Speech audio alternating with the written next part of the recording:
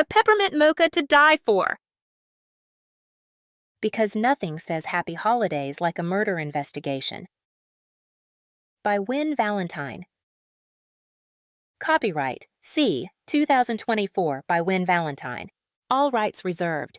No part of this publication may be reproduced, stored, or transmitted in any form by any means, electronic, mechanical, photocopying, recording, scanning, or otherwise without written permission from the publisher. It is illegal to copy this book, post it to a website, or distribute it by any other means without permission. This novel is entirely a work of fiction. The names, characters, and incidents portrayed in it are the work of the author's imagination. Any resemblance to actual persons, living or dead, events or localities is entirely coincidental. Wynne Valentine asserts the moral right to be identified as the author of this work. Designations used by companies to distinguish their products are often claimed as trademarks. All brand names and product names used in this book and on its cover are trade names, service marks, trademarks, and registered trademarks of their respective owners. The publishers in the book are not associated with any product or vendor mentioned in this book. None of the companies referenced within the book have endorsed the book. Book cover by Dana Sacco. Decked out or dreading it. Saul balanced precariously on a stepladder, fighting a length of garland that refused to drape neatly over the library's mahogany shelves. A strand of tinsel drifted over her face like a glittering veil, and she blew at it in frustration, watching it float briefly before settling stubbornly back into place. The ancient ladder creaked beneath her feet, adding just enough thrill to the already precarious decorating attempt. "Maybe a little more to the left, dear." Nana Edna's spectral form hovered nearby, transparent hands gesturing at the garland, which rippled slightly as if responding. No, your other left. The garland needs the perfect drape, you understand. It sets the entire room's tone." "I only have one left, Nana." Sol jabbed another thumbtack into the wood with perhaps more force than was strictly necessary. She'd replicated Edna's decorations exactly as she remembered them, right down to the old-fashioned tinsel that left a trail of sparkles on everything it touched. If anything, her great-aunt's ghost seemed even more adamant about the angle of every bow and ribbon than she'd been in life. "Now that's what I call commitment to holiday decor," Uncle Ralph's voice echoed, and he materialized in his favorite armchair, a phantom coffee mug in his hand. Wisps of transparent steam rose from the cup, giving the illusion of warmth. "Though I prefer my supervising from a distance. Safest place to be, wouldn't you agree?" "Ralph," Aunt Prudence glided through the wall, her ever-present spectacles glinting in the late afternoon sunlight that streamed through the tall library windows. She gave him a disapproving look, as frosty as the Manor's creaky old doors on a winter night. "If you're not going to help, at least don't distract the girl. This is important family business." "Supervising is a very important job, Prudy." He took a leisurely sip from his ghostly mug, savoring the non-existent coffee with exaggerated appreciation. "Say, Sol, you wouldn't happen to have come across Edna's old recipe book yet, would you? That peppermint mocha of hers was legendary, especially with a splash of Irish cream, or 2 splashes depending on how long Bridge Club was going." Sol chuckled, stepping down from the ladder and brushing stray glitter from her jeans. "Not yet, Uncle Ralph, though I think I might have inhaled enough tinsel to start sparkling." As she bent down to pick up a stray ornament, her foot nudged against something solid beneath an armchair. Curious, she crouched to retrieve it and pulled out a leather-bound journal, the edges softened with age and countless handling. The leather felt like butter under her fingers, worn down over years of use. Sol traced the cover, noting how it had absorbed the warmth of the room. A strange comfort from an object she'd never seen before. "Oh, my!" Aunt Prudence's form flickered like a candle in a draught, her usual calm slipping for a split second. "Perhaps it would be best to focus on the decorating. The wreaths won't hang themselves after all."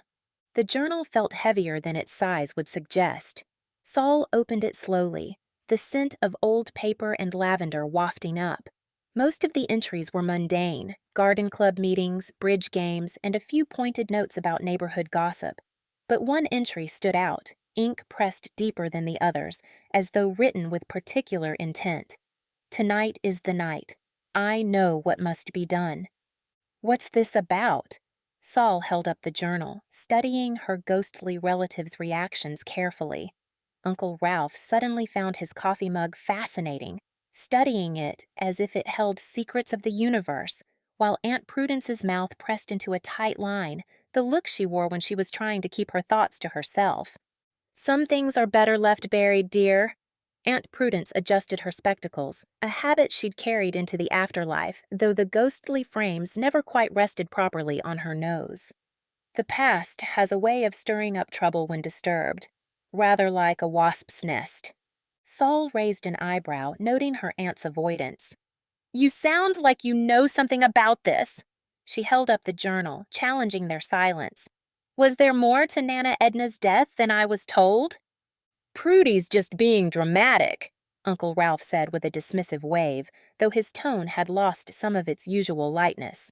His form shifted uneasily, like static on an old television screen. "You know how she gets with all her talk of signs and omens. Next, she'll be warning us about walking under ladders, though in your case, maybe that's not such a bad idea." "I do not read tea leaves," Aunt Prudence sniffed, giving him a look that could have curdled milk. "I merely observe the signs the universe provides." "Sure," Saul said, turning back to the journal and tucking it into her back pocket, the weight of it oddly comforting.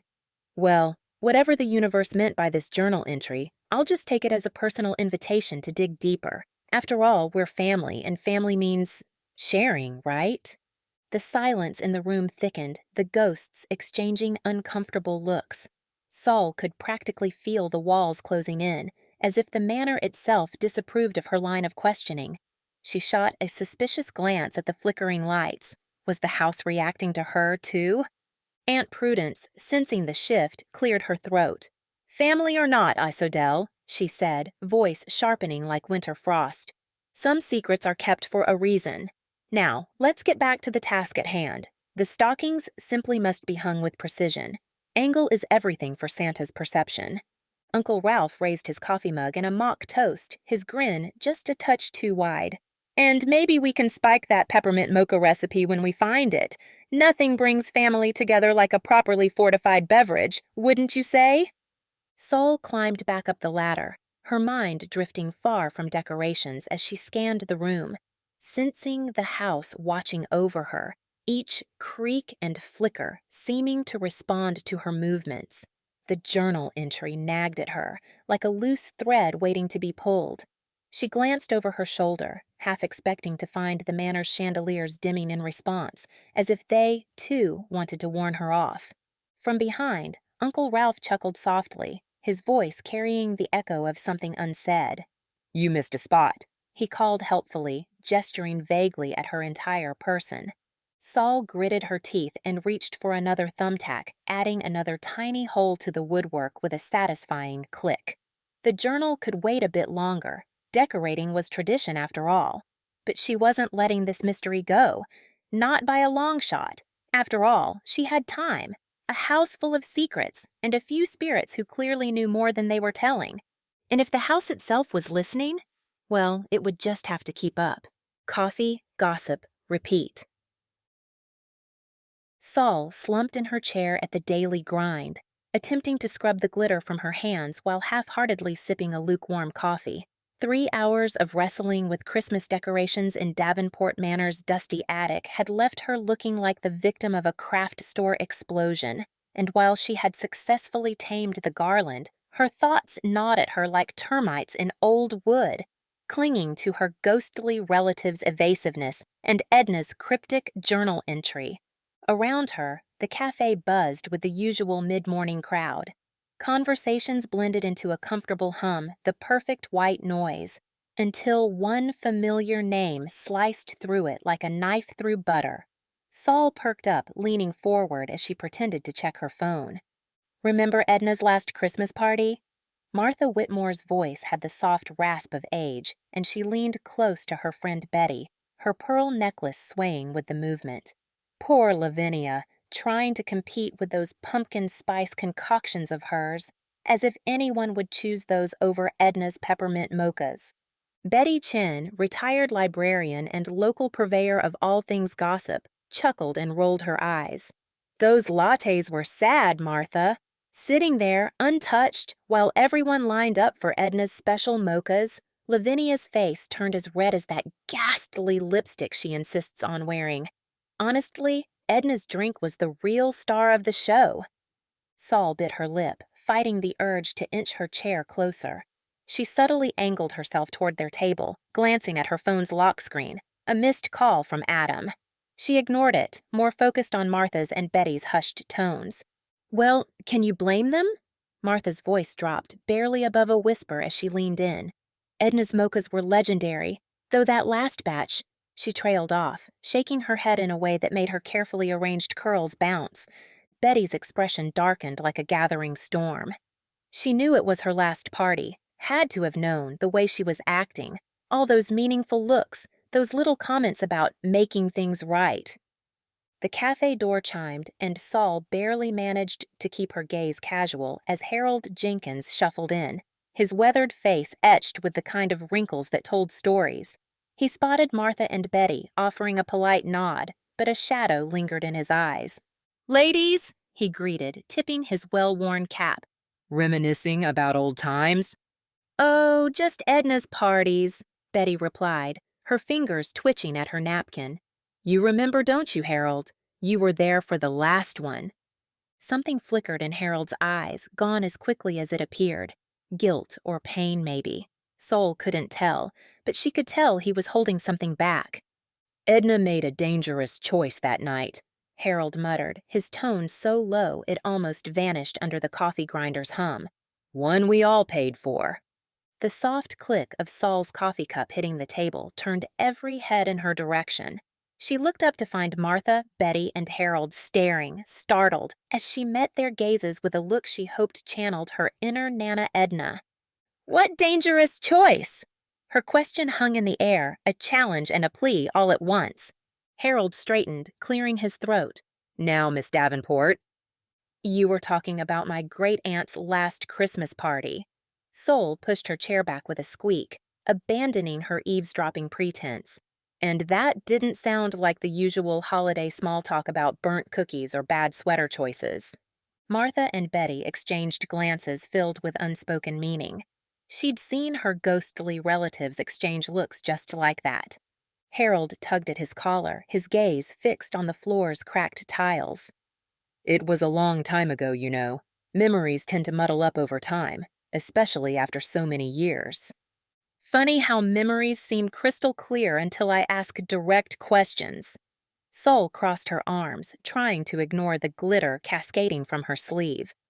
"What really happened at that party?" "Nothing happened," Martha said too quickly, her teacup rattling against its saucer. "Just a normal Christmas gathering. Edna's mochas, Lavinia's lattes, the usual holiday cheer. Nothing more to tell." "And Edna's dangerous choice?" Sol pressed, her gaze locking onto Harold. "What was that about?" Harold's hands trembled as they gripped his cane, knuckles going white. "Just an old man's nonsense. You know how it is at my age. Words come out all jumbled sometimes." "Really?" Sol arched an eyebrow, fixing him with a stare sharp enough to cut glass. "Because you seemed pretty clear a minute ago." The cafe had fallen into a tense silence, broken only by the ceiling fan's rhythmic creak. Nearby, patrons tried, and failed, to look disinterested as they strained to hear every word. Harold glanced around like a cornered animal, then took a step toward the door, mumbling something about the weather turning. The sky outside was cloudless. "Harold," Sol's voice stopped him, a wall of resolve. "My great-aunt's death wasn't natural, was it?" The silence thickened, heavy with secrets long buried. Harold's shoulders slumped, but he didn't turn around. "Ask Lavinia," he said finally, his voice barely more than a whisper. "She knows more about that night than she ever let on. More than any of us." Without another word, he shuffled out, leaving the bell's jingle to fill the void.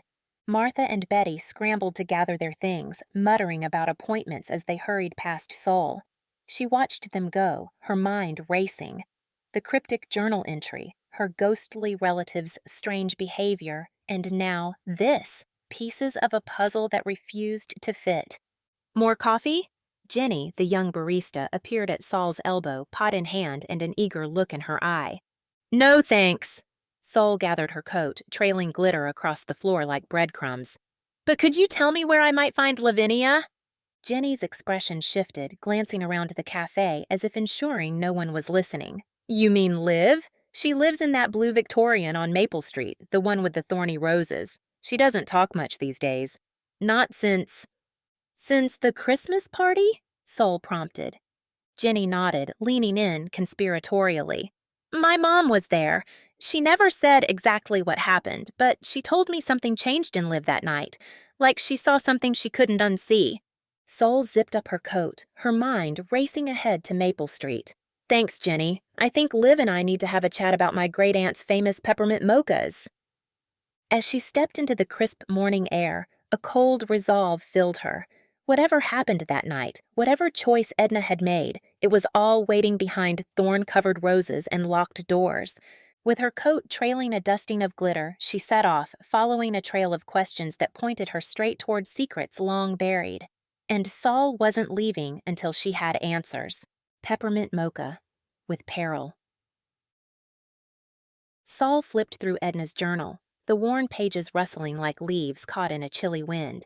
She settled deeper into the worn armchair, one of Edna's favorites, its plush fabric faded by time and countless hours of comforting weight. As she turned another page, a yellowed recipe card slipped free, fluttering gracefully before landing on the Persian rug, its delicate edges softened by age. Well now, came a familiar voice from beside her. Uncle Ralph's ghostly form materialized with a faint blue glow, casting a silvery light across the worn carpet. His spectral coffee mug was in hand, steam spiraling in impossible curls from it. The famous peppermint mocha recipe, huh? I'd say it's better with a splash of Irish cream, but you didn't hear that from me. Saul picked up the card, studying Edna's handwriting, each letter neat and precise, as though crafted by a careful hand. A peculiar red stain blotted one corner, and an unfamiliar symbol was scrawled along the edge, its lines sharp and deliberate. She recognized it from Edna's collection of protection charms, the ones her great-aunt had always scattered around the house, as casually as most people might toss salt over their shoulder. Uncle Ralph, did Edna usually put symbols on her recipe cards? She turned the card over, checking the back for other marks. Ralph's translucent brow furrowed. Not that I ever noticed, but Edna had more secrets than anyone I've ever known, alive or otherwise. He leaned closer, his mug hovering near her shoulder, releasing an aroma of coffee that was more memory than scent. If you ask me, that little mark looks like one of her protection symbols. Before Saul could respond, the overhead lights flickered, casting shivering shadows across the room. She shivered as the temperature dropped, the room taking on an unmistakable chill, a sign that Edna was nearby. Her skin prickled with goosebumps, and the recipe card seemed to grow colder, as if charged with Edna's lingering energy. Prudence, Ralph murmured, his normally playful tone now edged with tension. I was wondering when you'd decide to join us. Aunt Prudence's spectral form appeared by the window, her expression severe as she adjusted her ever-present ghostly glasses. She glanced disapprovingly at the festive garland Saul had hung that morning. The tinsel's cheerful sparkle seemed out of place against Prudence's somber expression, like holiday decorations at a wake. Some secrets were never meant to be unearthed, she said quietly, her voice barely above a whisper. Especially not in this house, Saul. Like this recipe? Saul held up the card, fingers tracing the red stain. Or the reason it's marked with a protection symbol? The lights flickered again, harsher this time, as though the house itself was warning her. The Christmas ornaments on the nearby tree rattled softly, chiming against each other in an eerie harmony, the sound filling the silence like distant wind chimes. The house seemed alive with its own energy, responding to her questions as if it were reluctant to reveal the answers. Be cautious, child. Prudence's form wavered, her edges blurring as if she were slipping in and out of reality. Some questions are better left unasked, especially here. Saul tightened her grip on the card, feeling its weight like a leaden truth. Why? Every time I mention Edna's last Christmas party, you all start dodging the subject. What are you hiding?" Ralph glanced at Prudence, their exchange silent but full of meaning. His usual jovial expression softened. "Look, Saul," he began, "there's a reason some things are kept quiet. Not everything from the past needs stirring up, especially when it comes to Edna." Prudence's gaze was as icy as the frost creeping up the window. Some spirits linger because they must, bound by duty or regret. Others because they choose to, unwilling to leave what they love. And some, she hesitated, her form flickering as though an unseen force pulled at her. Some remain because they cannot rest until certain wrongs are righted. "That's not an answer!" Soul's voice held a hint of frustration. "It's all the answer you'll get for now." Prudence's tone took on the firmness she'd used to scold Saul as a child, a tone that brooked no argument. The recipe card felt strangely heavy, as though imbued with secrets, years of silence woven between its aging fibers. Saul's gaze returned to the symbol, a strange choice for something as ordinary as a holiday drink. She traced the charm with her fingertip, feeling the faint ridge where the ink had dried, slightly raised against the paper. "So, why would Edna feel the need to protect a recipe?" Saul pressed, holding the card out to her spectral relatives.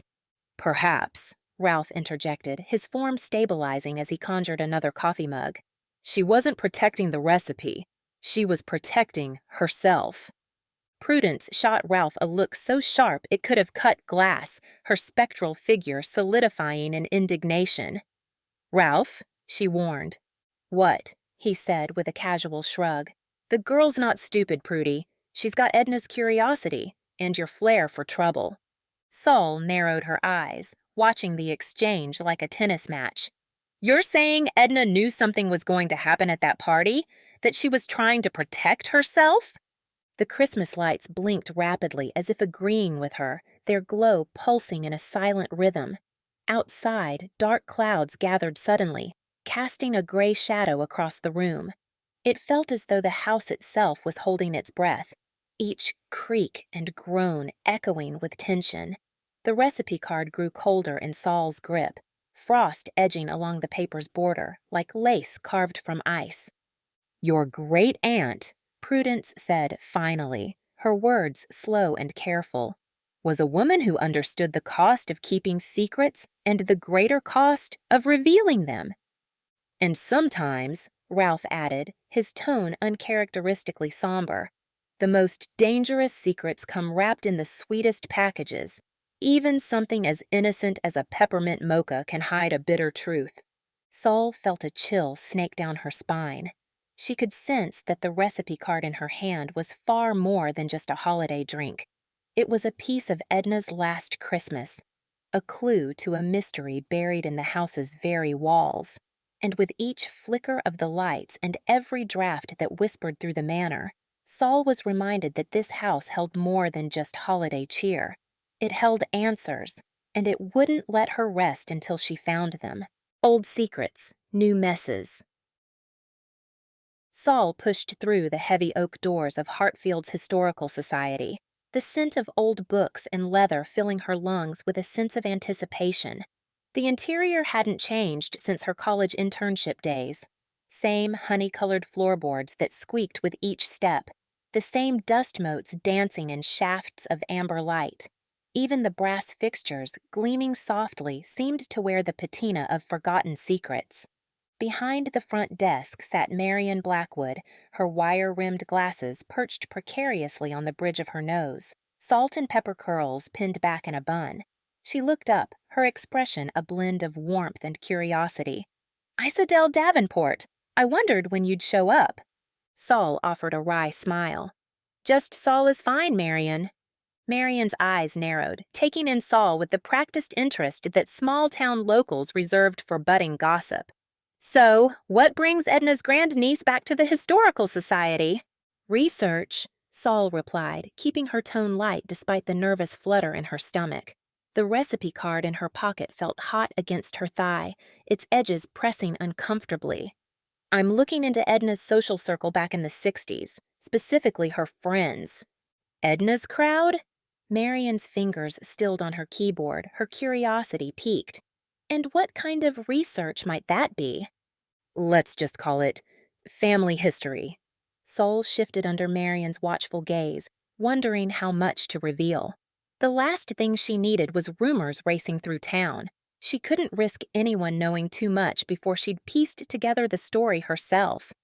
After a long pause, Marian nodded, her fingers tapping efficiently across the keyboard. Well, Edna and her friends were a staple of the society pages back in the day. They were fixtures at every notable event, always with their own flair. Sol followed Marian down a dim hallway to the archive room, filled with filing cabinets and a long wall of microfilm readers humming quietly. The space was scented with the mustiness of aging paper and a hint of something sharper, preservation chemicals perhaps. Marian selected a few folders, her movements precise and practiced. "Here we go," she murmured, spreading the clippings across a large wooden table. Yellowed newsprint detailed decades-old events, their edges soft and fragile with age. Marian tapped a clipping with a gloved finger. Edna Davenport, Lavinia Treadwell, Vivian Monroe, and Miriam Langston, known around town as the Holiday Girls, always hosting themed parties, particularly around Christmas. Saul leaned in, examining a grainy black and white photograph of 4 women posed around an extravagant Christmas tree. Arms linked, smiles wide, their vintage dresses and carefully styled hair captured in the paper's fading ink. Despite the low resolution, Saul could see a warmth between them, a bond that seemed unbreakable. "They look close," she murmured, almost to herself. They were. Marian's gaze softened. But that last Christmas party seemed to mark a turning point. After that, the Holiday Girls were never mentioned in the papers again. Marian withdrew another clipping, carefully unfolding it. This one was dated a week after Edna's final holiday party. The headline read, "Local Holiday Tradition Ends in Unfortunate Event." Soul's stomach tightened as she read the vague phrasing, which mentioned that circumstances led to the end of an annual tradition but offered no further details. "Did anyone ever say what the unfortunate event was?" Saul asked, scanning the article for anything more specific. Marian shook her head, her reading glasses catching the light. "Oh, people speculated. Small towns never run short on gossip, but Edna and her friends never spoke publicly about it. The society pages noted their absence, but the details were kept hush-hush." Saul flipped through the clippings, fingers brushing across images of the Holiday Girls at various parties, New Year's Eve, 4th of July, and Christmas. Their smiles seemed genuine in each photograph, but a certain tension appeared in the later images, especially in Lavinia's eyes. She hesitated on a group photo, fingers tracing over Lavinia's face. "What happened between them?" Before Marian could respond, a photograph slipped from between the clippings, drifting to the table. Saul bent down to retrieve it, feeling a chill as she took in the image. The same 4 women, but with Lavinia's face scratched out. The scratches were deep and angry, like someone had pressed with enough force to tear the paper, leaving Lavinia's outline marred beyond recognition. "Strange," Marian frowned, adjusting her glasses as she studied the defaced image. "That shouldn't have been damaged. We're meticulous about preservation here." "Looks intentional," Saul muttered, tilting the photograph to catch the light. The score marks on Lavinia's face weren't careless. They looked deliberate, like the person who made them had done so with purpose and intensity. Like someone had a grudge. "It wasn't your doing." Aunt Prudence's voice drifted from behind them, bringing a sudden chill to the room. Marian shivered, rubbing her arms despite the room's stable temperature. Saul didn't react, pretending she hadn't heard her aunt's ghostly commentary, though the sense of her presence lingered, pressing around her like a cold fog. "What about Lavinia?" Saul asked, tucking the defaced photograph into her pocket. "Is she still around?" Marian clicked a few keys on her computer, her expression tightening. "She's the only one left, actually. Goes by Liv now and runs an antique shop on Maple Street. Keeps to herself mostly, though she used to be quite social. These days, folks say she's withdrawn, more guarded than she was back then." Saul photographed the articles with her phone, the flash momentarily illuminating the dim corner. Mind if I come back if I need more information?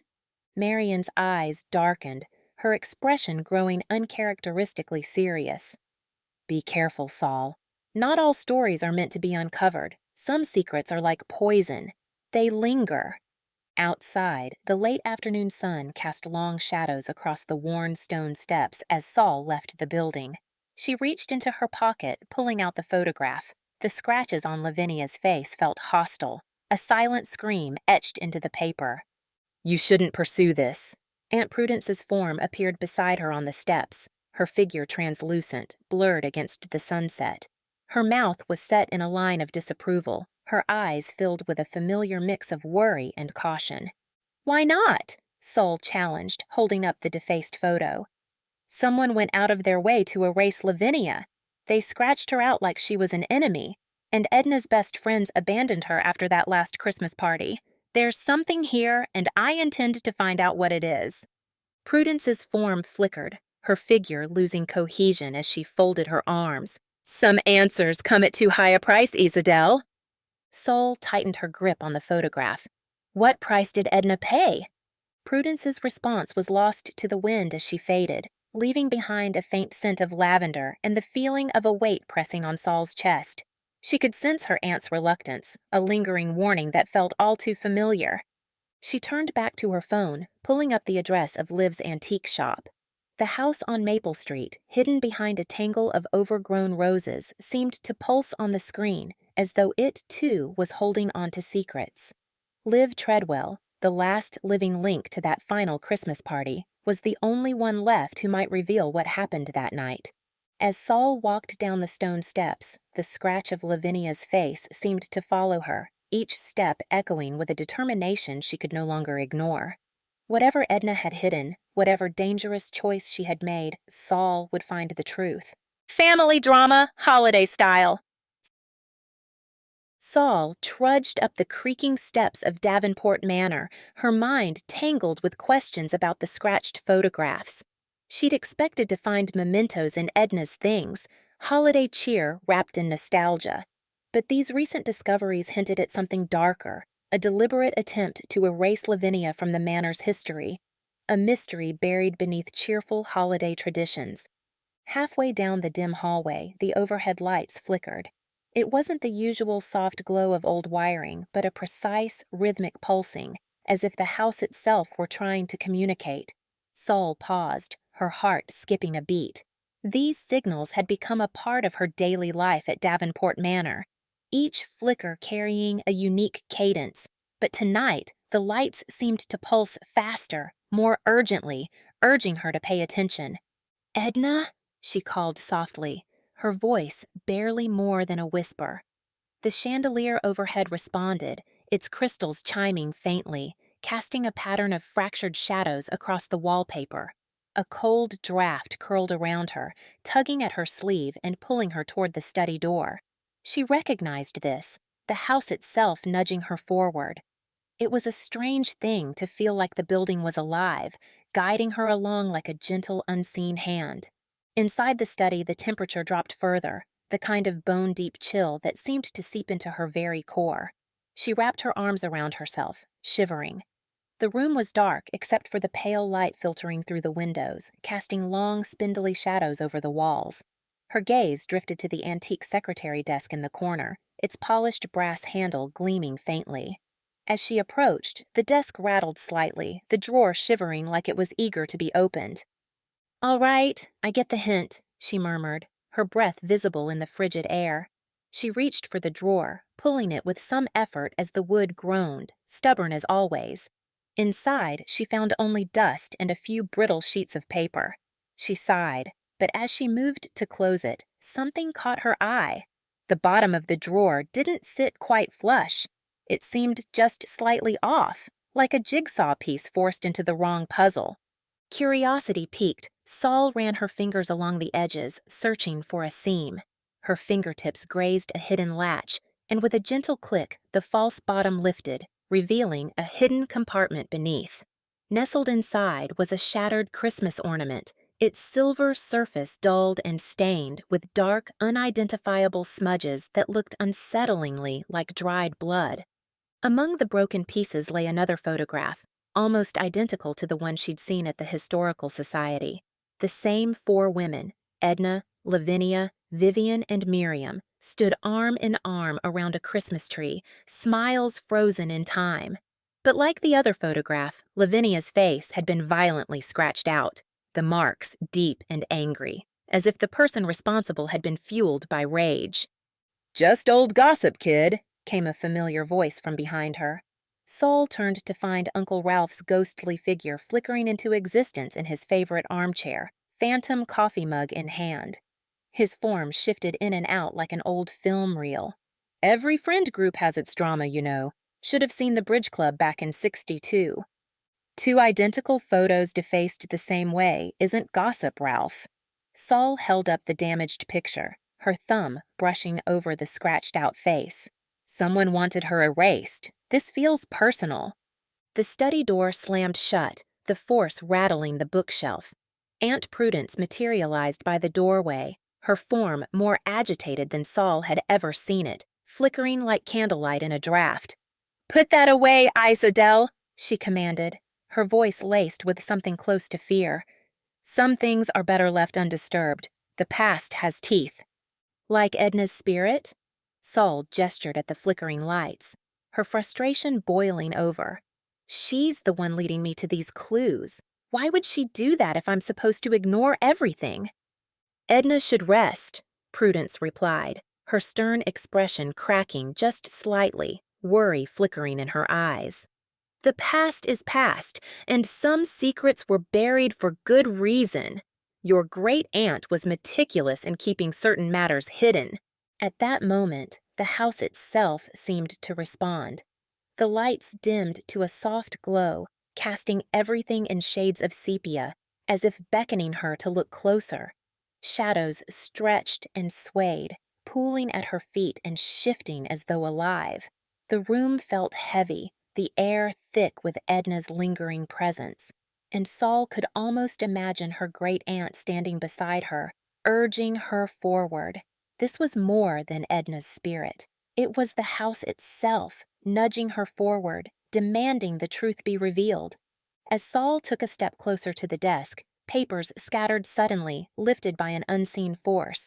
The Peppermint Mocha recipe card she'd found earlier slipped from her pocket, landing on the desk with deliberate precision, its protective symbol facing up.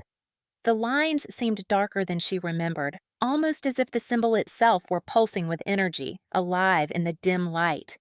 Prudence's expression softened, resignation settling over her like a shroud. She was always stubborn about her traditions, wouldn't let anyone tell her different. "The Peppermint Mocha?" Saul picked up the recipe card, her fingers tracing the edges of the strange symbol, the lines etched with purpose. Why would she mark a drink recipe with a protection charm? More than that. Prudence adjusted her spectral glasses, a familiar gesture that seemed to steady her. Edna believed that certain recipes, certain traditions, carried power. She used the old ways, the kind passed down through generations of Davenport women. "Protection from what?" Saul asked, looking from Prudence to Ralph, watching their faces carefully. Or from whom? Ralph's usual easygoing demeanor had faded, his phantom coffee cup vanishing as he leaned forward, suddenly somber. "Now, that's the real question, isn't it? And maybe not one you want answered."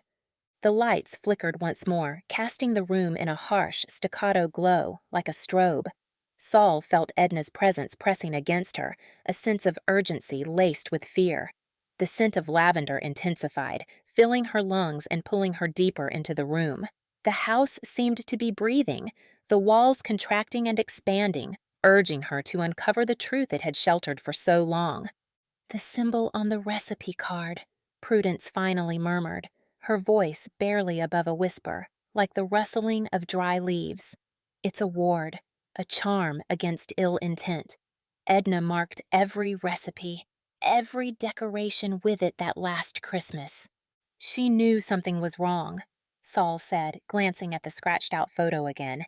Her thumb traced the jagged edges where Lavinia's face had been defaced, feeling the deep grooves. "She was afraid of someone at that party." "Perhaps," Prudence whispered, her form beginning to waver, edges blurring as though she were dissolving into the shadows. "But protection charms only work if you know what you're guarding against. Sometimes the danger lies closer than you think." The chandelier above tinkled, each crystal catching the faintest hint of light, casting fractured reflections across the walls like ghostly constellations. Saul's heart pounded as she spread the items out on the desk, the scratched photographs, the peppermint mocha recipe with its protective symbol, the broken ornament stained with who knew what. Each piece felt charged with meaning, a message Edna was trying to convey from beyond, aided by the very house she'd inhabited for so long. Saul felt a flicker of determination rise within her. This wasn't just a holiday mystery or a family legend. It was Edna's final attempt to communicate, her great-aunt using everything at her disposal, the recipe, the lights, even the house itself, to reveal a danger she'd sensed but couldn't prevent. She reached for the scratched photograph, tracing the grooves over Lavinia's face one last time. "What were you trying to protect us from, Edna? What did Lavinia do to make you so afraid?" The room grew colder, the temperature plummeting until Saul could see her breath clouding in the air. The lights dimmed, and then, one by one, they blinked out, casting the room into complete darkness. Just as Saul's heart leapt with panic, a single light flickered back on, illuminating the desk in a pale glow. It was as though Edna in the house itself were urging her to keep going, whispering that the answers lay just beyond her reach. Saul's gaze drifted to the window, where frost crept up the glass in delicate patterns, each icy tendril like the veins of a leaf. She felt a chill settle over her, a reminder that whatever secret lay hidden from that last Christmas, it would not be easy to reveal. But the house had chosen her, just as Edna had chosen her, and she wasn't about to turn back now. Adam versus the house. A sharp knock at the front door cut through the silence, snapping Saul out of her thoughts. She gathered the photographs, recipe card, and Edna's journal, tucking everything carefully away. As she moved down the hall, the grandfather clock chimed 3, each note muffled as if absorbed by the house itself. Her footsteps echoed against the worn hardwood, each creak and groan of the floorboards seeming to whisper along with her. On the porch stood Adam, toolbox in hand, looking unfairly put together for someone who likely spent his morning fixing old plumbing or patching drafty walls. He gave her a crooked grin, his hazel eyes bright. "That cracked window in the conservatory won't fix itself," he said with a hint of a laugh. "Though knowing this place, it might try." "At this point, I wouldn't be surprised," Saul replied, letting him in. She led him through the foyer, where Uncle Ralph's ghost lounged in his favorite armchair, raising his phantom coffee mug in a toast. "The spirits are extra lively today," Saul said, nodding toward Ralph. "Nana Edna had half the china cabinet rearranged before dawn." "Morning, Mr. Davenport," Adam greeted, giving Ralph a nod that felt more like a small-town ritual than any casual acknowledgement. "Still nursing that ethereal coffee?" Ralph lifted his mug in a salute, his figure flickering like an old film reel. "Irish cream makes everything better, even ghostly coffee." "Don't encourage him," Saul said, rolling her eyes but unable to hide a smile. Adam chuckled. "Just being polite. Besides, I think he's warming up to me." "Oh, he likes an audience," Saul replied dryly. They continued down the winding halls until they reached the conservatory, where sunlight streamed through the cracked window in fractured beams. The split in the glass spread like a spider web, refracting the light in a way that cast strange shadows over the room, each beam shifting as the afternoon light changed. It gave the conservatory a slightly surreal feel, as though the house itself were intent on framing the day in shades of mystery. While Adam unpacked his tools, Saul spread Edna's journal, photographs, and the recipe card on a nearby potting bench, careful to avoid the suspicious stains that dotted its surface. The conservatory was colder than the rest of the manor, its chill seeping into her skin despite the warmth of the afternoon sun. Outside, the garden lay in silence, skeletal branches casting shadows that reached long and thin against the glass. "Look at this symbol," Sol pointed to the mark on the recipe card, tracing the lines that seemed to shift under the light. Aunt Prudence says it's a protection charm, but she clams up every time I ask what Edna was protecting herself from. Adam leaned closer, his breath fogging faintly in the cold air. That's old magic, he murmured, his fingers tracing the lines thoughtfully. My grandmother used to draw something similar on her garden gate, said it kept bad intentions out like a spiritual bouncer. A spiritual bouncer? Sol raised an eyebrow, though she found herself smiling at the thought. For a Christmas party? Sometimes the most dangerous things wear friendly faces, Adam replied, his casual humor fading to something more serious. Especially in a town like this, where everyone thinks they know everyone else's business. Hartfield's got more secrets than it has residents. Ralph materialized near the window, his ghostly presence catching the fractured light. Speaking of business, when are you going to try making that mocha, Sol? It's a shame to let a recipe with such a reputation go untested. Brewing cursed coffee isn't high on my list of priorities. Sol crossed her arms, trying to ignore the faint pulse of warmth from the recipe card in her hand. Unless you know why Edna marked it with protection symbols. Can't say that I do, Ralph replied, his eyes twinkling mischievously. But I can say it's best with a splash of Irish cream, Sol and Adam finished together, exchanging a glance. Adam turned back to the window, carefully measuring the crack. You know, there's more to local magic than most people realize.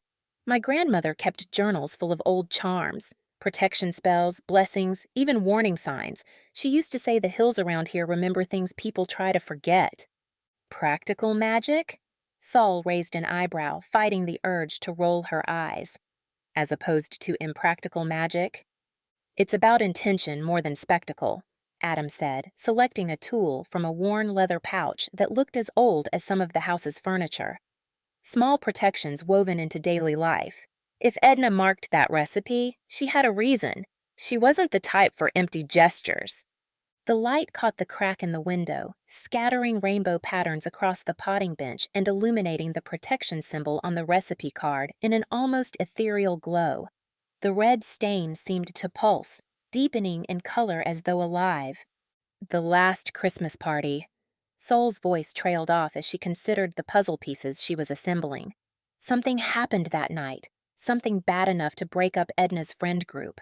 And now her spirit seems set on leading me to it, but in the most cryptic way possible. Spirits have their reasons. Adam's steady work rhythm punctuated his words, his hammer taps echoing in time with the manor's own creaks and groans. Sometimes they're finally ready for their secrets to come out. Old houses like this, they hold on to things, almost like they're breathing. Sooner or later, something's got to give. As if in response, a cold draft rustled through the conservatory, sending the papers skittering across the potting bench. Aunt Prudence's voice drifted through the air, her words soft but weighted. Some secrets protect the living as much as the dead, Isadel. Another cryptic warning. Sol gathered the scattered papers, securing them against the phantom breeze. If you're so concerned about protection, why not just tell me what happened? But Prudence's presence had already faded, leaving behind only the faintest scent of lavender, as if reminding her of an old promise she hadn't kept. She's not wrong, Adam remarked, adjusting the window frame with practiced care. Sometimes when you start digging, it's like prying open a door that's been sealed. You don't know what might come out. Sol's gaze returned to the recipe card, noticing how the red stain seemed to darken, almost pulsing in the dim light. Something's already coming through, she murmured. Edna's spirit, the house, everything is pointing back to that last Christmas party. Adam nodded, securing the final pane of glass.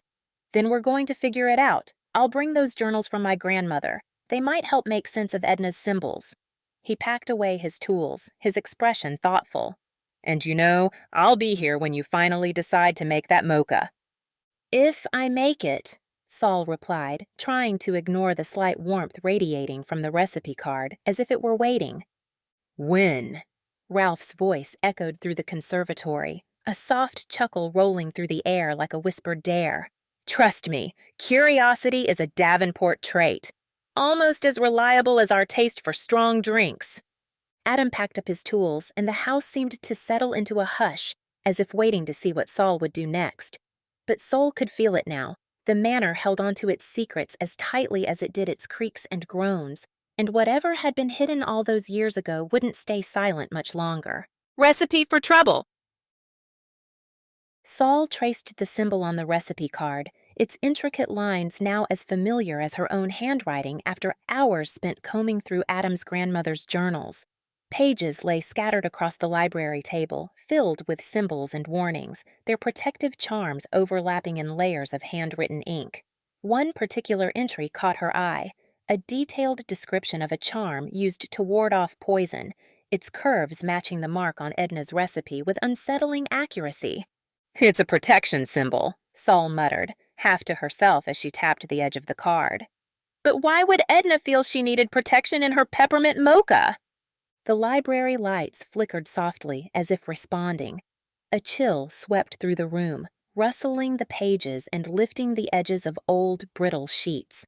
Aunt Prudence's form materialized beside the table, her posture stiff with concern, her expression grave. "Such charms are double-edged swords, Isadel," Prudence intoned, adjusting her ghostly glasses in a familiar, fussy way. "They can shield from harm, yes, but in the wrong hands, they turn into weapons. Protection twisted into poison." Saul's fingers stilled on the recipe card. So Edna used this charm in her mocha recipe to protect herself. From someone at that party? Or maybe someone else used it. Adam looked up from his own research, his brow furrowed.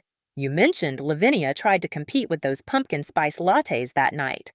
The lights pulsed, more urgently this time, casting faint shadows that seemed to inch closer, surrounding them. The familiar lavender scent filled the air, a clear sign of Edna's presence.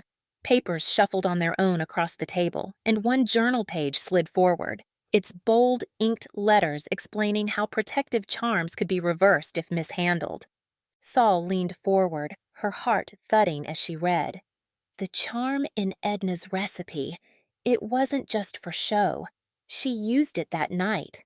"A precaution," Prudence interjected, her form sharpening as she spoke. Edna sensed discord. Her voice softened, emotions flashing across her transparent features. "But she never meant for—" Saul's mind raced, connecting fragments of clues. Lavinia was jealous of Edna's popularity, wasn't she? Everyone preferred Edna's peppermint mochas over her lattes. She recalled the scratched face in the photograph, the angry, deliberate gouges. What if Lavinia tried to replicate the recipe, or worse, sabotage it? The library temperature dropped several degrees, sending a shiver up Saul's spine. The bookshelves seemed to sway slightly, as if the house itself were shifting uncomfortably. Edna's lavender scent grew stronger, wrapping itself around them in the musty air. "The charm backfired," Adam said quietly, connecting the pieces. His fingers hovered over the recipe card, tracing the faded lines of the symbol, his work-roughened hands casting small shadows across the aged paper. "If Lavinia tried to use it without understanding its purpose—" "Someone else ended up poisoned," Saul finished, her voice barely a whisper. The red stain on the recipe card seemed darker in the dim library light, almost pulsing like a heartbeat, making her stomach twist uncomfortably. "Not Edna, but one of the other guests." Prudence's form flickered like a faulty television signal, her usual stern demeanor cracking, exposing a sliver of raw emotion beneath. The temperature around her ghostly form dropped several degrees, making Saul pull her cardigan tighter. Some protections, once activated, can't tell friend from foe. Edna meant to shield herself, but intention is everything with charms like these.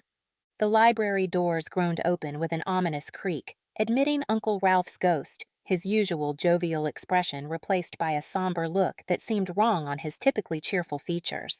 "That's why her friends split up after that night," he said, his voice heavy, the usual playful lilt completely absent. "Hard to stay close when accidents turn fatal." "Accidents?" Saul's voice sharpened, her fingers tapping on the edge of the oak table with increasing impatience, the rhythm matching her racing heartbeat.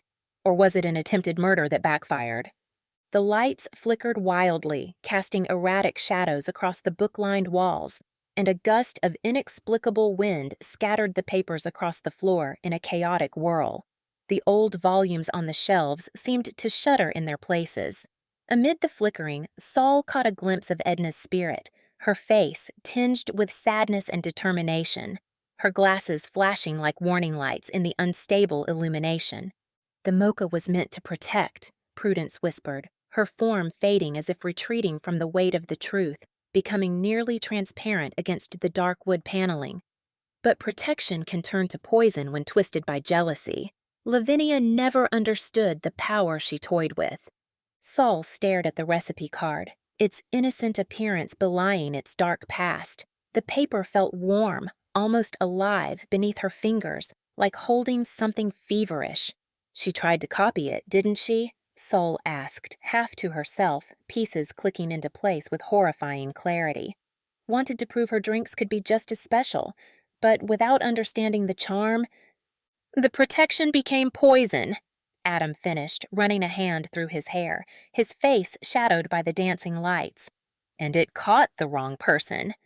The library settled into a tense quiet, broken only by the whisper of phantom winds and the occasional creak of the old floorboards.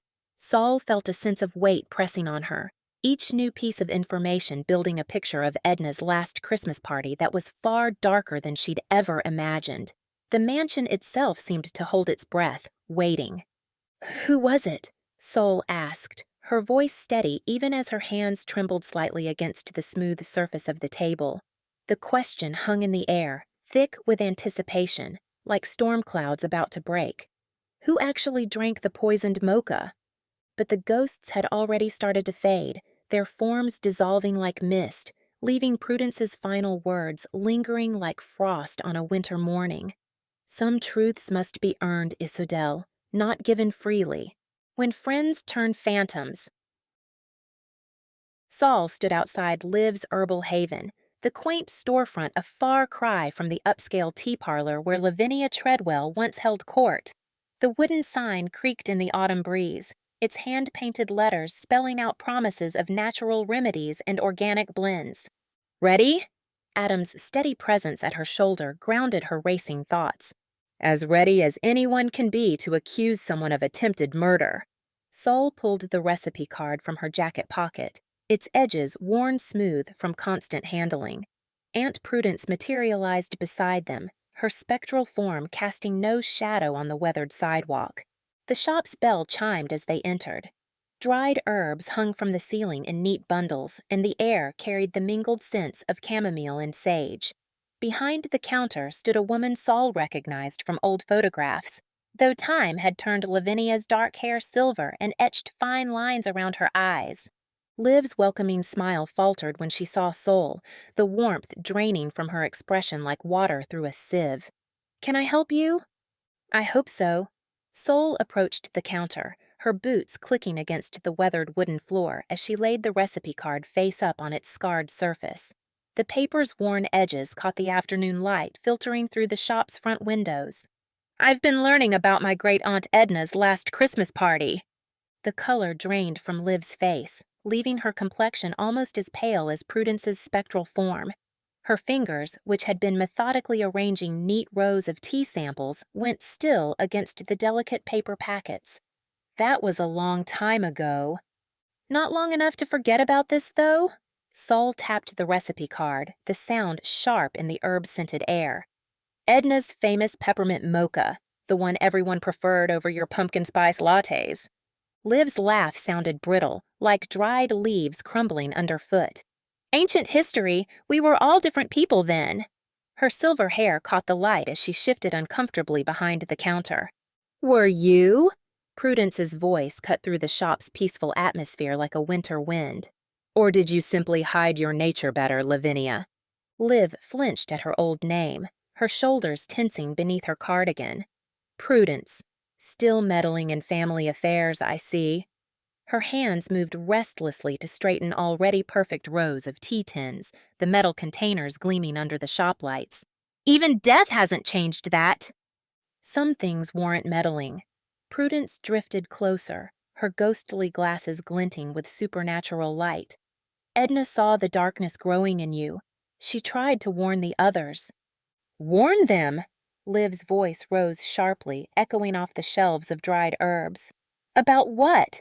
That I was tired of living in her shadow? That I couldn't stand how she acted like her silly drinks were somehow magical? Her fingers clutched the edge of the counter until her knuckles whitened.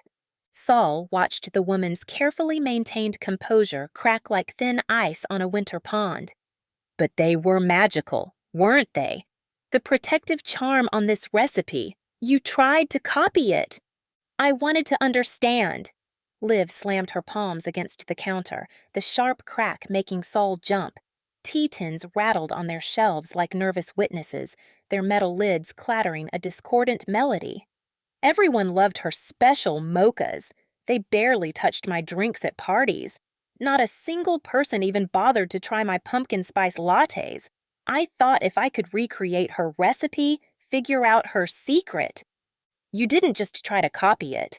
Adam's quiet observation carried through the tense air like smoke. His words weighted with certainty. You tried to twist it. Liv's laugh held no humor. Just decades of bitterness crystallized into sound, sharp enough to cut. Twist it? I improved it. Or I would have if... She cut herself off, pressing her lips into a thin line, the wrinkles around her mouth deepening like cracks in old porcelain. If what?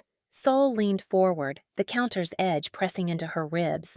The scent of dried lavender and chamomile filled her lungs. If someone else hadn't drunk it instead of Edna. The shop fell silent except for the gentle swaying of dried herbs overhead, their shadows dancing across the warped floorboards like restless spirits.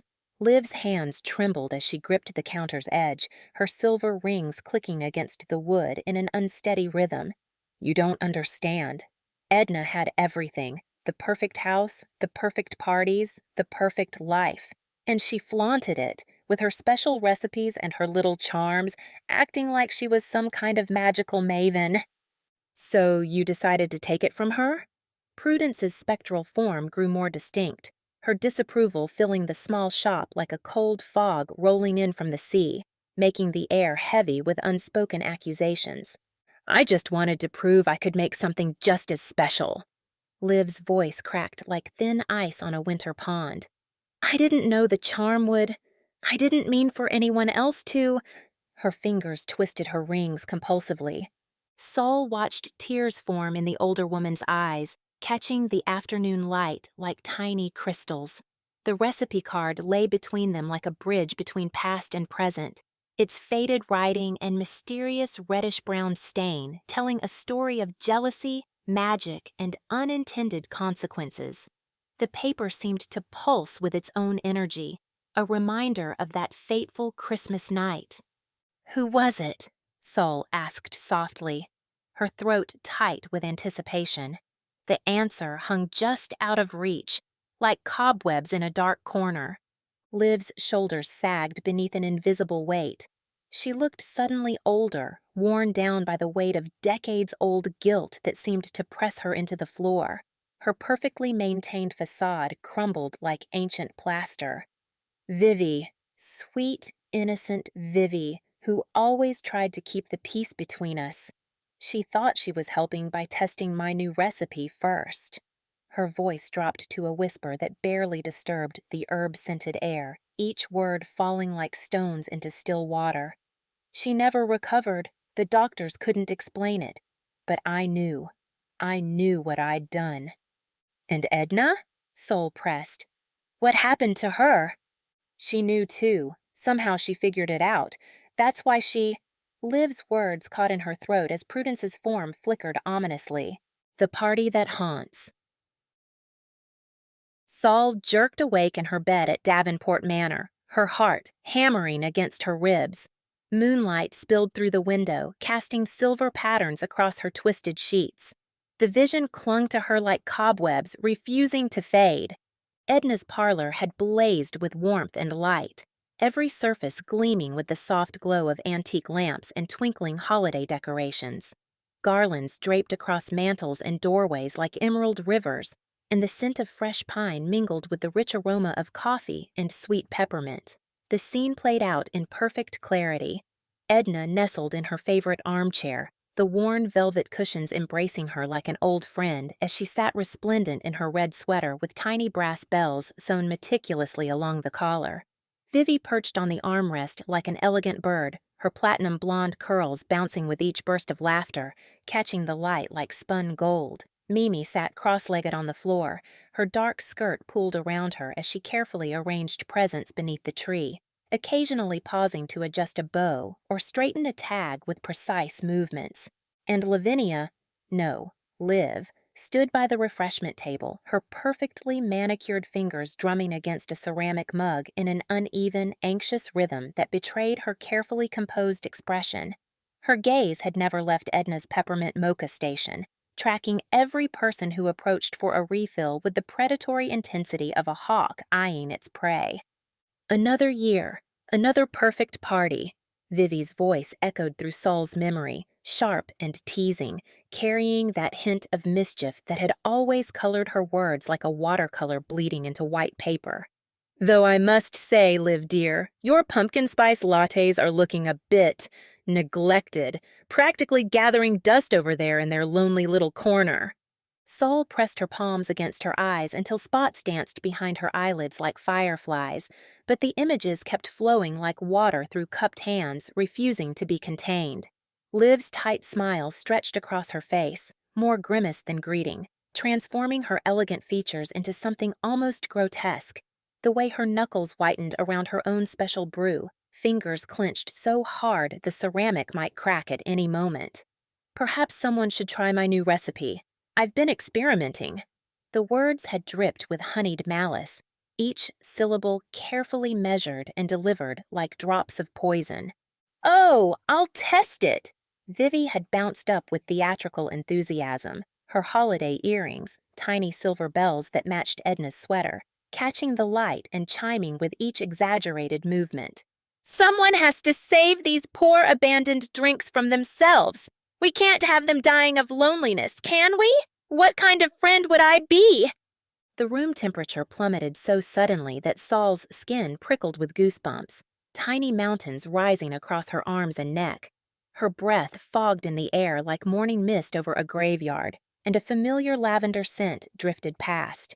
Nana Edna's presence, as distinctive as her signature perfume had been in life, wrapping around Saul like a gossamer shawl. You saw it, didn't you?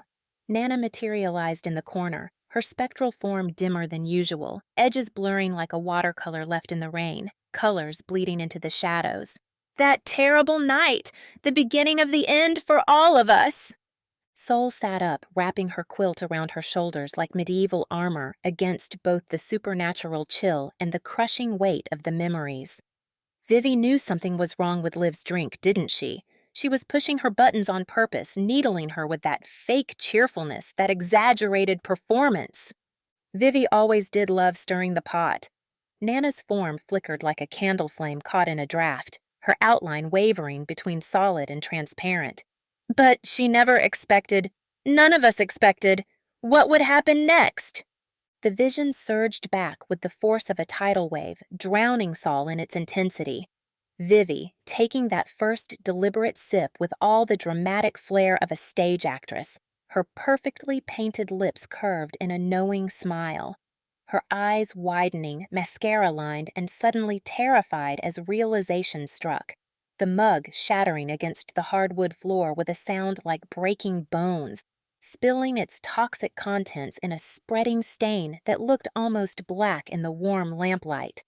"My chest!" she'd gasped, manicured fingers clutching at her collar, crumpling the delicate fabric of her holiday blouse. "It burns! It's like fire, like I'm being consumed from the inside." Chaos erupted in the once peaceful room like a thunderclap.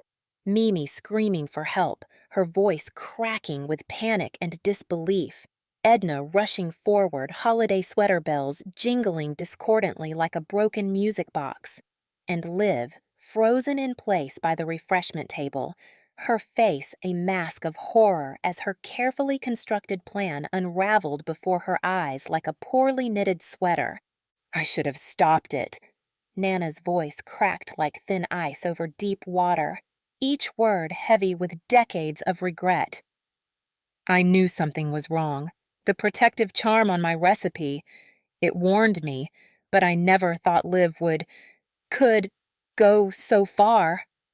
A floorboard creaked its ancient protest beneath invisible weight, and Aunt Prudence drifted through the wall with her usual flair for dramatic entrances, her ghostly form casting strange shadows in the moonlight. You couldn't have known she'd corrupt the charm, Edna. Some wounds run too deep to see clearly, even for those of us who pride ourselves on our perception and wisdom. Sol hugged her knees to her chest, feeling like a child seeking comfort from a nightmare that refused to fade with the dawn. What happened to Vivi after that night? She lived, Prudence answered, adjusting her spectral glasses with practiced precision, a habit that had followed her into death. But she was never quite the same. The twisted charm affected her spirit more than her body, like poison seeping into a garden's roots. She faded, bit by bit, until she joined us here, Nana finished softly, regret heavy in every syllable like lead weights. Though she prefers to keep to herself these days, haunting the quieter corners of the manor. Unlike some of us. She shot a pointed look at Prudence, who sniffed disapprovingly, transparent nose tilted upward in a gesture of wounded dignity. Sol's mind raced, piecing together the fragments like a jigsaw puzzle with missing edges, each new revelation casting the familiar faces of her ghostly relatives in increasingly complex shadows. And Edna, after you realized what Liv had done, I confronted her. Nana's form grew sharper, more solid, anger lending her substance until she seemed almost corporeal. The air around her crackled with spectral energy that made the hair on Sol's arms stand up. I told her I knew about the corrupted charm, that I'd report her if she ever came near my friends again. She left town the next day, tail between her legs like the coward she truly was. But you never did report her, Sol noted, watching both ghosts carefully, her eyes darting between their translucent forms for any telltale signs of deception. Why? Prudence answered before Nana could speak, adjusting her spectral glasses with practiced precision, a habit that had followed her into death. Because Edna believed in mercy, even when it wasn't deserved, a trait that ultimately— She stopped abruptly, her form wavering like a bad television signal. The temperature dropped further until Sol could see her own breath hanging in clouds before her face, each exhale a stark reminder of her own mortality among these spectral relations. Frost crept across the window pane, forming delicate patterns in the moonlight like nature's own lace doilies, spreading outward in crystalline fractals. Sol pulled her quilt tighter around her shoulders, the worn fabric offering little comfort against the supernatural chill, sensing there was more to the story, something neither ghost seemed willing to share, some darker truth lurking beneath the surface of their carefully chosen words. The past has sharp edges, Prudence said finally, her voice heavy with unspoken regret. Sometimes it's better to let sleeping dogs lie, especially when they've already taken more than their share of victims. But Sol couldn't shake the feeling that these particular dogs were far from sleeping. They were circling, waiting, their eyes gleaming in the dark. And somewhere in the manor, Vivi's restless spirit held more pieces of the puzzle. Ghosts, guilt, and peppermint. Sol paced the manor's library, adjusting the vintage tea service for the third time. The porcelain cups clinked softly against their saucers. Edna's best china, brought out for what promised to be an uncomfortable reunion. Adam leaned against the mantel, his steady presence anchoring her nerves. The door's sticking again. Uncle Ralph materialized near the entrance, transparent hands clasped behind his back.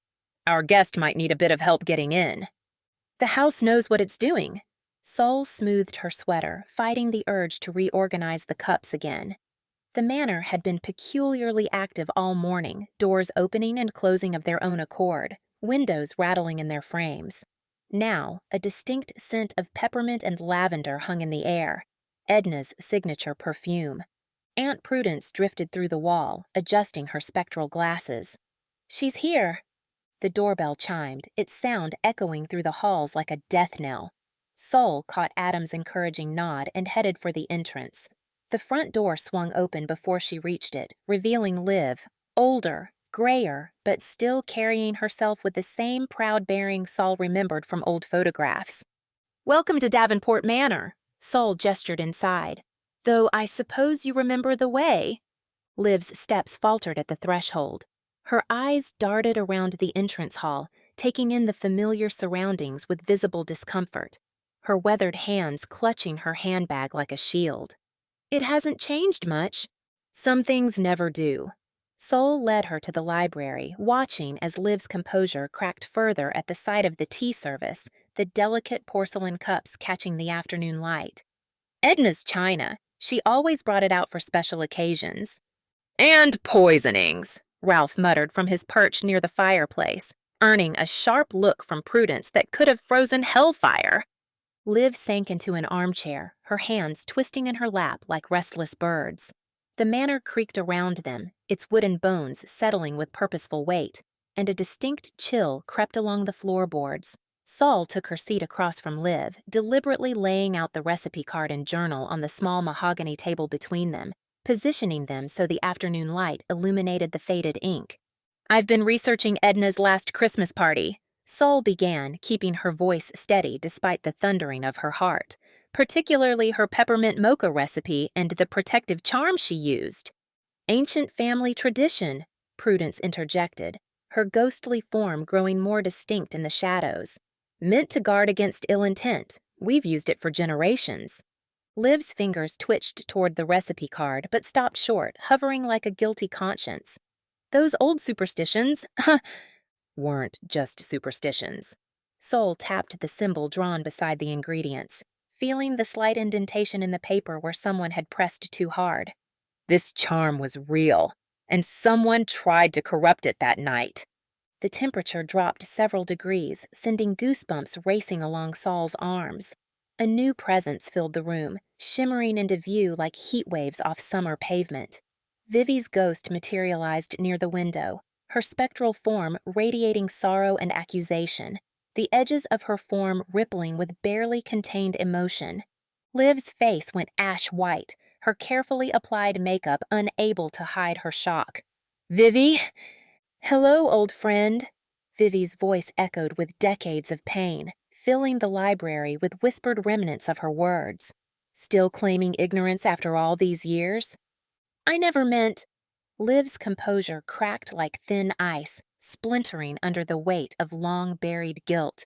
"The charm was supposed to ruin her recipe, not—" She pressed her hands to her mouth, shoulders shaking with suppressed sobs. "Not poison me instead?" Vivi's form flickered with anger, the air around her crackling with spectral energy that made the hair on Sol's arms stand on end. "Your jealousy over a simple drink recipe nearly killed me, Liv. All because you couldn't stand being second best at something so trivial." "Well," Ralph drawled, materializing beside the tea service with his usual dramatic flair, his ghostly top hat slightly askew. "Edna's recipes always did make quite an impression. Though I dare say not quite the impression you were aiming for that night, eh, Liv?" "Ralph," Prudence warned through clenched teeth, her spectral form radiating waves of cold disapproval. But the tension had already shifted, some of its suffocating weight lifting like morning fog from the library's stuffed shelves. Liv remained in her seat, tears tracking down her lined face, leaving silvery trails through her carefully applied makeup. Her fingers found the recipe card, tracing the protective symbol with trembling hands as if trying to undo decades of regret. The paper crinkled beneath her touch, worn thin from years of being handled. "I was so angry. Everyone loved her mochas, her parties, her perfect little life. My pumpkin spice lattes were just jokes to people. I thought if I could just spoil one thing, make her feel what it was like to fail at something." Sol leaned forward in her creaky armchair, sensing there was more to the story, her journalist's instinct tingling. The manor creaked again, a supportive groan that seemed to say, "Keep going!" its ancient timbers shifting in the growing twilight. Liv drew a shaky breath, dabbing at her tears with a monogrammed handkerchief, clearly preparing herself to continue. The scent of peppermint and lavender grew stronger, and Saul could have sworn she felt Edna's presence, watching, waiting for the truth to finally emerge. Confessions over cocoa.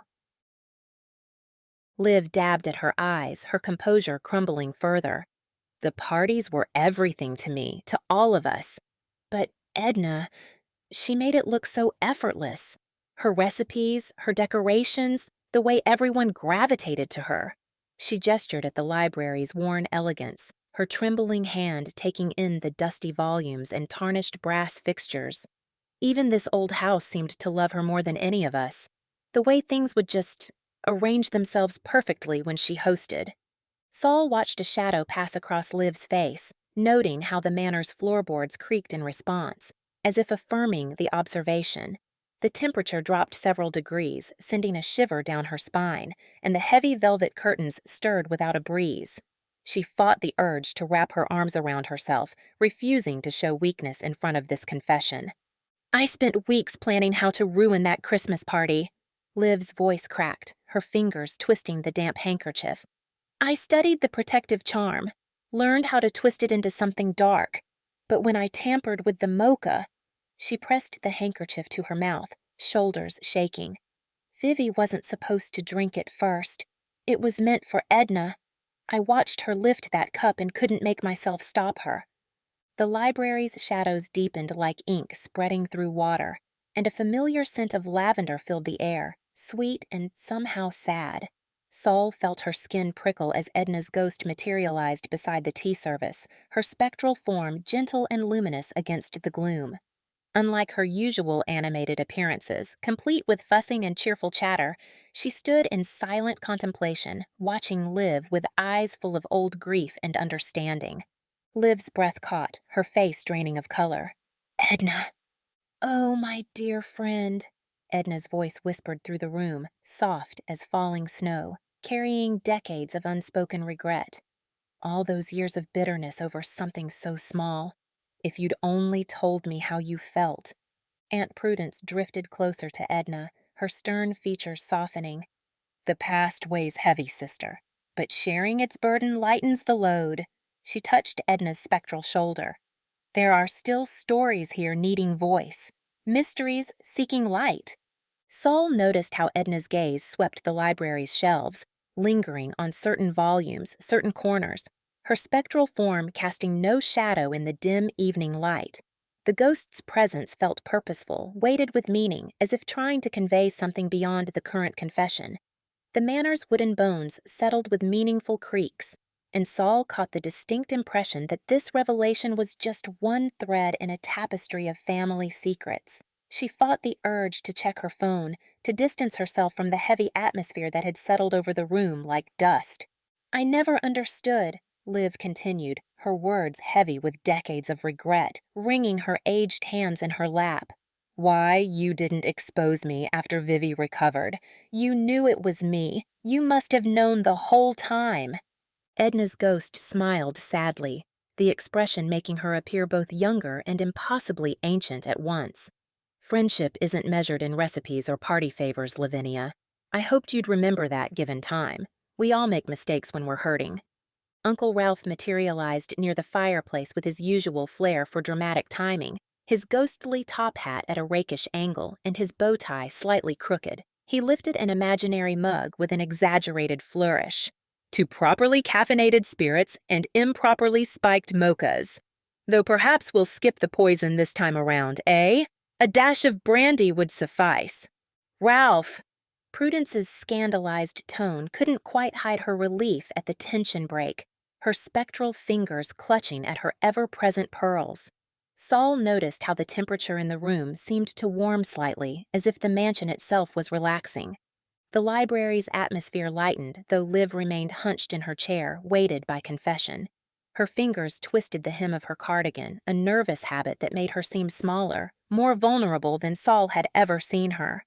"I've carried this for so long," she whispered. The guilt, the shame, watching you all drift away because of my jealousy." Edna's form flickered like a candle flame in a draught, her expression warming with that familiar grandmotherly kindness that made Sol's chest ache. She moved toward the windows, her spectral form casting no shadow on the worn carpet, pausing to rest her translucent hand on an old leather-bound volume. Sol followed her gaze, noting how the manor's shadows seemed to pulse with untold stories, secrets whispering from every dusty corner and creaking floorboard. Adam cleared his throat softly, catching Sol's eye from where he leaned against one of the towering bookshelves.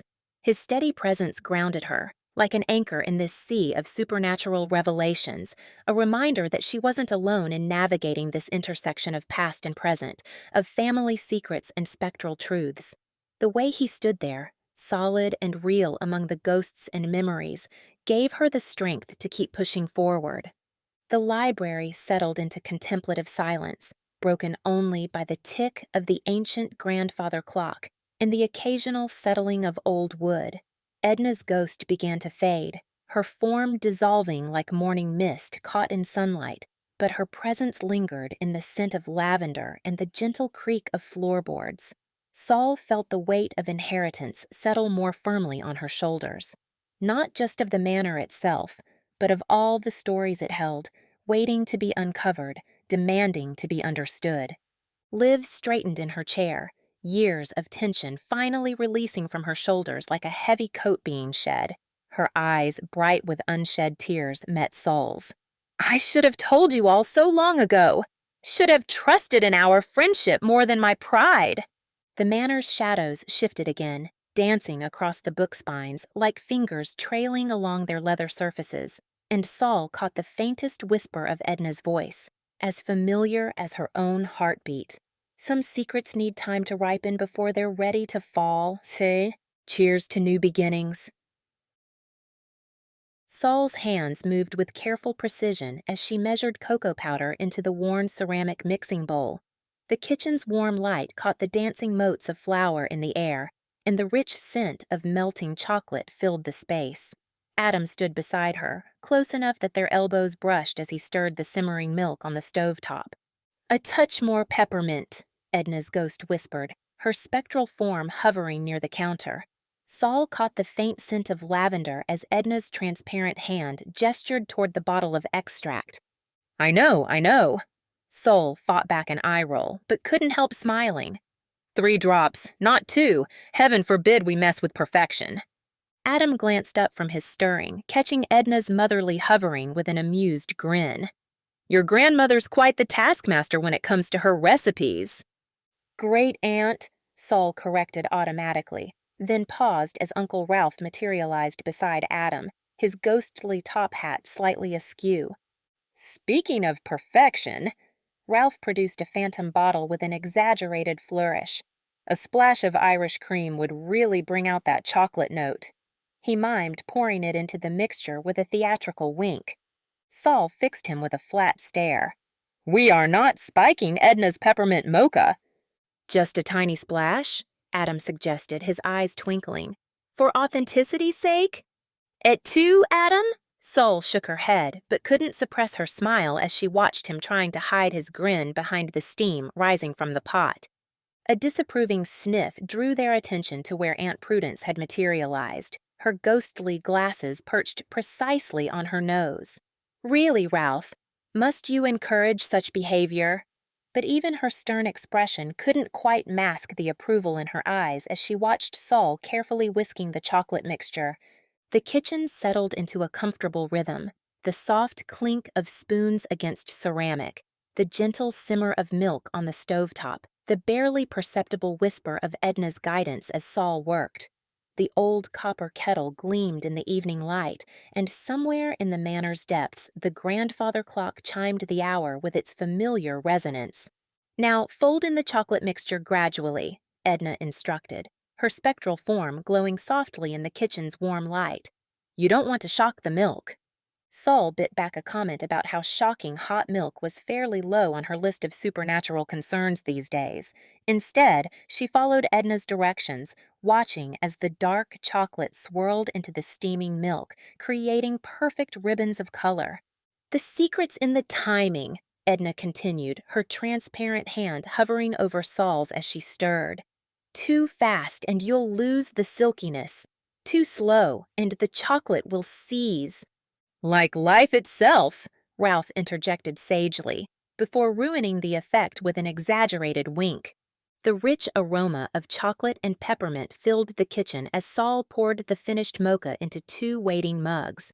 Steam curled upward in delicate spirals, carrying the mingled scents of childhood winters and holiday gatherings. She handed one to Adam, their fingers brushing briefly in the exchange. Adam took a careful sip, his eyes widening slightly. "This is incredible." "Of course it is," Prudence stated, as if anything less would have been unthinkable. "It's Edna's recipe."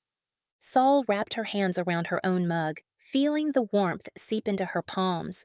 The kitchen glowed with a gentle contentment, Edna beaming with grandmotherly pride, Ralph pretending to sniff the aroma with exaggerated appreciation, Prudence maintaining her dignity while obviously pleased. Even the manor itself seemed to settle more comfortably around them, its ancient timbers creaking with satisfaction. Thank you for listening. Please subscribe, like, and comment. I love to hear from you. You can also visit me at winvalentine.com to stay up to date.